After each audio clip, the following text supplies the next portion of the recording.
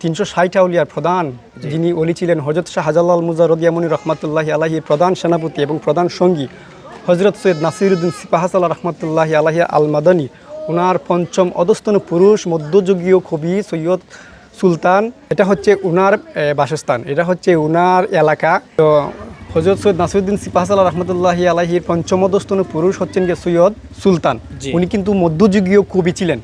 তো ওনার জন্মস্থান কিন্তু লস্করপুর, ওই যে লস্করপুর ইউনিয়ন, 10 নং লস্করপুর ইউনিয়ন ওনার জন্মস্থান।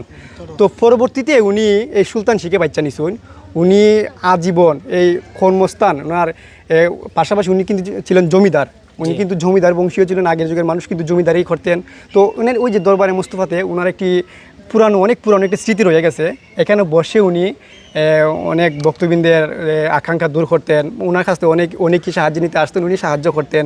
তো ওনারা মূলত ছিলেন নাসিরউদ্দিন সিপাহসালার যে বংশের ওলিয়া কামেলগণ আছেন, ওনারা কিন্তু শুরুতেই ছিলেন ধার্মিক, বা ওনাদের কাছ থেকে যা কিছু নিতে আসতেন ওনারা সাথে সাথে দিয়ে দিতেন। তো এটা হচ্ছে সৈয়দ সুলতানের মধ্যযুগীয় কবি যিনি সৈয়দ সুলতান, ওনার মাজার আছে পেছনের দিক দিয়ে, হ্যাঁ ওনার মাজার পেছনের দিক থেকে। তো এখানে যদি আপনি বলেন তো সংক্ষিপ্ত একটা ওনার পরবর্তী বংশের একটা স্টেটমেন্ট দিতে চাই আমি। তো সৈয়দ নাসিরউদ্দিন সিপাহসালার পঞ্চম অধস্তন পুরুষ যে সৈয়দ সুলতান, ওনার বংশীয় অধস্তন পুরুষ সৈয়দ আতায়ে মুশকিল কুশা সৈয়দ আব্দুর রহিম হুসাইনি চিশতি ওরফে মৌলাই মিয়া সাহেব। দেখুন আগে এই বাংলাদেশের কোথাও হযরত আলী মুশকিল কুশার উরুস হয় না। আগে বাংলাদেশের ওই যে কোনো একটা রাষ্ট্রের মধ্যে পুরানো ইতিহাস, আপনাকে অনুরোধ করবো ভাইকে পুরানো ইতিহাসটা খুঁজবেন যে সৈয়দ আলী মুশকিল কুশার উরুস কি বাংলাদেশে অন্যান্য দরবার শিল্প হয়েছে কি না। হ্যাঁ, বাইরের কাছে একটা থাকবো, কিন্তু দেখুন সর্বপ্রথম উনি হজরত বাইজিদ বুস্তামি চট্টগ্রাম হজরত বাইজিদ বুস্তামি চিল্লাখানা দিক গিয়ে 40 দিন পর্যন্ত চিল্লা নিছেন, 40 দিন পর্যন্ত চিল্লা নিছেন। তো 40তম দিনে সরাসরিভাবে হজরত আলী মুশকিল কুশাকে উনি দেখতে পাইলেন, ওনার সামনে দণ্ডায়মান অবস্থা। উনি বলতেছেন, যাও তুমি আমাকে দেখেছো, তুমি আমাকে পেয়েছো, তোমার মনস্কামনা পূর্ণ হয়েছে, অতএব তুমি তোমার জন্মস্থানে ফিরে যাও, তুমি তোমার নিজ বাড়িতে সুলতানশিতে ফিরে গিয়ে আমার 21 রমজান ওরস এইখানে গিয়ে পালন করে, এবং 21 রমজান প্রত্যেক 21 রমজান ওরসে তুমি আমার সেখানে পাইবা। তো এখানে যারা যারা শুয়ে আছেন, এইদিকে আছে উনারই অধস্তনের মাজার, এখানেও মাজার, ওই যে হুসাইনি ইমামবাড়া দেখতেছেন, ওইদিকে হুসাইনি ইমামবাড়া, ওনারা কিন্তু এসেছেন এই দেশে ইসলাম নিয়ে এসেছেন। এবং ইমাম হুসাইনের নাম তো অবশ্যই শুনছেন আপনারা।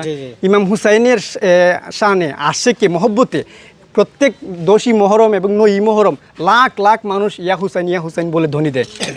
একমাত্র উনাদের অবদানে আমরা আজকে ফাঁকফাঞ্জতুন চিনতে পেরেছি, জানতে পেরেছি, আউলিয়া কেরামকে চিনতে পেরেছি এবং জানতে পেরেছি একমাত্র সৈয়দ সুলতানের বংশধরগণের কারণে। আরেকটি কথা আমি আপনাকে বুঝলে, যেমন ধরেন আস্থা হবিগঞ্জটা, এটা কিন্তু হবিগঞ্জের এর ভিতরে পড়ছে। সৈয়দ সুলতানের পুত্র সৈয়দ জিক্রিয়া এবং সৈয়দ জিক্রিয়ার পুত্র সৈয়দ পতাহ এবং সৈয়দ হেদায়েতুল্লাহ, এবং সৈয়দ হেদায়েতুল্লাহর পুত্র হচ্ছেন গিয়ে সৈয়দ হবিবুল্লাহ।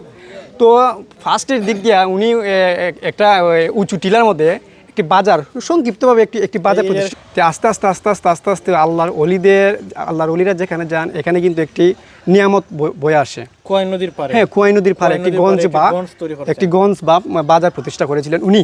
উনার অবদানে আজকে এই হবিগঞ্জ ডিস্ট্রিক্ট, মনে করেন ফার্স্টে ছিল হাবিবগঞ্জ, কালক্রমে তা হবিগঞ্জে পরিণত হয়েছে। মানে ওনার নাম অনুসারে হবিগঞ্জ ছিল, তা কালক্রমে তা হবিগঞ্জে রূপান্তরিত হয়ে আজ পর্যন্ত আছে আর কি। হবিগঞ্জ থেকে এটা হবিগঞ্জ হয়ে গেছে। হবিগঞ্জ কেবলমাত্র হবিগঞ্জ, আগে ছিল ফার্স্টে ছিল আমরা ইতিহাসে পাই হাবিবগঞ্জ ছিল।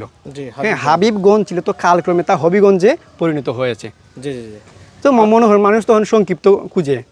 আচ্ছা, ওনার নামে পুরো হবিগঞ্জটা নামকরণ করা হয়েছে, কিন্তু ওনার নামে কিন্তু আমরা এখন পর্যন্ত কোনো কিছু পাই নাই যে ওনার নামে কোনো জায়গায় কোনো স্মৃতিমূলক কিছু আছে হবিগঞ্জ শহরে বা আপনাদের এখানে। এমনকি আমরা যেটা দেখলাম যে ওনার যে মাজারের কোনো চিহ্নত নাই, আপনারা শুধু একটা নেম প্লেট দিয়ে রাখলেন। এই আসলে মূলত দেখেন, যেমন ধরেন আস্থা হবিগঞ্জটা যার নামে, এটা কিন্তু মূলত যারা রাষ্ট্রীয় প্রধান ওনারা কিন্তু মূলত করে দিতেন, বুঝছেন না? ওনাদের তো সেই অবদান নাই, বুঝতে পারছেন? তো শুরু থেকে ছিল, যেহেতু আপনারা ইতিহাস খুঁজেন, যারা যারা ইতিহাস খুঁজে, যারা যারা ঐতিহ্যবাহী লোক, এই সুলতানজি দরবার শরীফটা হচ্ছে একটি ঐতিহ্যবাহী দরবার। জি হ্যাঁ, তো ঐতিহ্যবাহী দরবারে কিন্তু অনেকেই আসতেছেন, অনেকেই অনেক তথ্য নিতেছেন। তো আপনাদের মাধ্যমে যদি এটা আস্থা বাংলাদেশে ছড়িয়ে ছিটিয়ে যায় এবং গণ্যমান্য ব্যক্তিদের মাধ্যমে পরে এই জিনিসগুলা, না এটা অবশ্যই আমরা আসলে অবাক হইছি এটার মধ্যেই যে ওনার নামে কিন্তু পুরো হবিগঞ্জ নামকরণ হয়েছে ওনার নামে, ওনার নামে। অথচ ওনার কোনো স্মৃতিচারণ কোথাও নাই, কোনো জায়গায় জাদুঘর নাই, কোনো জায়গায় ওনার কোনো চিহ্ন নাই, যে কোনো জায়গায় ভাস্কর্য নাই, কোনো কিচ্ছু নাই। যে উনি যে ছিলেন একজন, এটা জানার জন্য হবিগঞ্জটা কোথায় থেকে আসছে, কিভাবে হবিগঞ্জ নামকরণ হয়েছে, এই ব্যাপারটা মানুষ জানবে কিভাবে। এখানে আসার পর আমরা দেখলাম যে ওনার কিছু না, জাস্ট একটা টিনের নেম প্লেট দিয়ে রাখছেন।